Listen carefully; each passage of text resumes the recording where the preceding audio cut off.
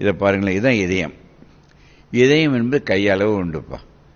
இந்த கையளவு இதயம் 100 வருடம் கடந்து ஒரு நிமிடத்துக்கு 70 முறை துடிக்குது, ஒரு நாளைக்கு 1,00,000 முறை.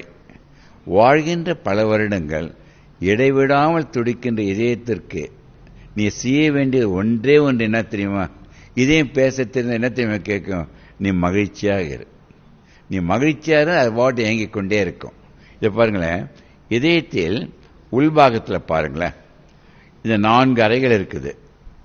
லெஃப்ட் சைடில் இருக்க அறைகள் வந்து பார்த்தீங்கன்னா ப்ளூவாக இருக்கும். ரைட் சைடு இப்போ ரைட் ஏற்றியும் ரைட் வென்ட்ரிக்கல், அது ப்ளூவாக இருக்கிறது அசுத்த ரத்தம். இடது பாகத்தில் இருக்கிற ரத்தம் பார்த்தீங்கன்னா லெஃப்ட் ஏற்றியும் லெஃப்ட் வென்ட்ரிக்கல், சுத்த ரத்தம் இருக்கிறது சிகப்பாக தெரியுதில்ல தம்பி? அதில் என்ன ஆகுதுன்னா, அதிலிருந்து ஒரு மகா தமனி வருது பாருங்களேன். அந்த ரத்தம் பெரிய தமனின்றது சுத்திரத்தில் எடுத்தும் போது தான் தமனி.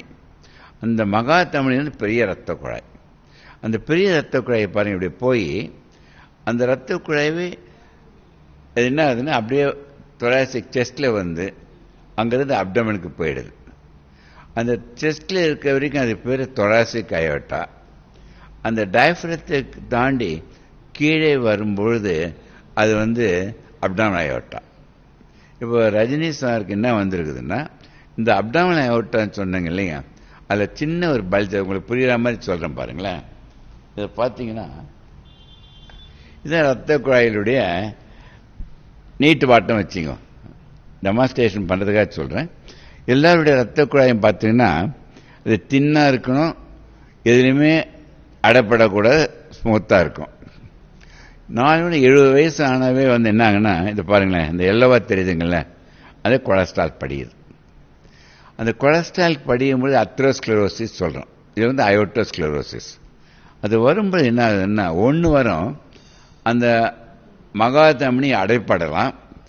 சில பேருக்கு பாருங்களேன் கொஞ்சம் லேசாக பல்ஜ் ஆகலாம். இவருக்கு அடைப்படலை, கொஞ்சம் லேசாக பல்ஜ் ஆகுது. நீங்கள் ஒரு கேள்வி கேட்டீங்க, அது எதனால வந்திருக்குன்னா, இந்த ரத்த குழாயில் அந்த கொலஸ்ட்ரால் படிய ஆரம்பிக்கிறது எந்த வயசுல தெரியுமா? 3 வயது 5 வயதிலிருந்து குழந்தைகளுக்கு படிய ஆரம்பிச்சிடும். ஆனால் படிஞ்சு கொஞ்சம் கொஞ்சமாக வர்றதுக்கு 80 வயசு 90 வயசு கூட ஆகலாம். அது வந்து படியாத இருக்கணும்னா என்ன பண்ணணும் தெரியுமா? நான் முக்கியமாக நான் சொல்கிறேன் பாருங்க, இதை புரிஞ்சுக்கிட்டே ஈஸியாக புரிஞ்சுக்கலாம். இதை படியக்கூடாது. ஏன்னா ஒன்று முக்கியமாக சொல்கிறேன் பாருங்க, இந்த ரத்த குழாயில் ரத்தத்தில் கொலஸ்ட்ரால் இருப்பதால் மட்டும்தான் நம்ம உயிர் வாழறோம். சப்போஸ் ரத்தத்தில் இருக்க கொலஸ்ட்ரால் எடுத்துன்னு வச்சுங்க, இதயம் இல்லை மூளையில் எல்லா உறுப்புகளும் அடுத்த நொடியில் நின்றுவிடும். ஸோ உடம்பில் இருக்கின்ற உறுப்புகளை இயக்கிக் கொண்டிருப்பது ரத்தத்தில் இருக்கின்ற கொலஸ்ட்ரால் மட்டும். நீ மகிழ்ச்சியாக ஒன்று இருந்தால் என்டார்பின் ஒன்று சுரக்குதுப்பா.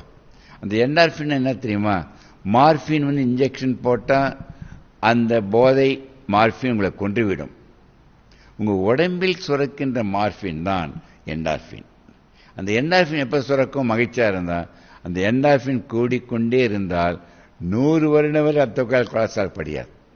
படி ரொம்ப மைல்டாக இருக்கும், ஒன்றுமே வராது. இந்த ரத்த குழாயில் கொலஸ்ட்ரால் படிவதற்கு மிக முக்கியமான காரணம் மனநிலை. நீ மகிழ்ச்சி இழக்கிற, டென்ஷன் ஆகிடுற, கோவப்படுற, வருத்தப்படுற, போட்டி, பொறாமை ஏதாவது வந்ததுன்னா அட்ரினல் ஹார்மோன் சுரக்குது. இந்த அட்ரினல் ஹார்மோன் சுரக்கும் பொழுது ரத்த குழாயில் கொலஸ்ட்ரால் படியுது. 70-80 வயசுக்கு பிரகாரம் அது நேச்சுரலாகவே நடக்கும்.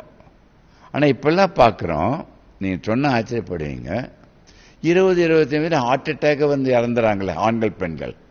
அந்த கீரல் வந்த உடனே இது பாருங்கள், முக்கியமாக நான் சொல்கிறேன், யாரையும் பயமத்தை கடைப்பிடிச்சா போதும். கீரல் வந்த உடனே இது பாருங்களேன், இந்த ரத்தம் அந்த இடத்தில் உறைந்து விடும். ஸோ ஒன்று ரத்த குழாய் அடைப்படுறது, அது வந்து ப்ராசஸ் ரொம்ப நாள் வரணும்.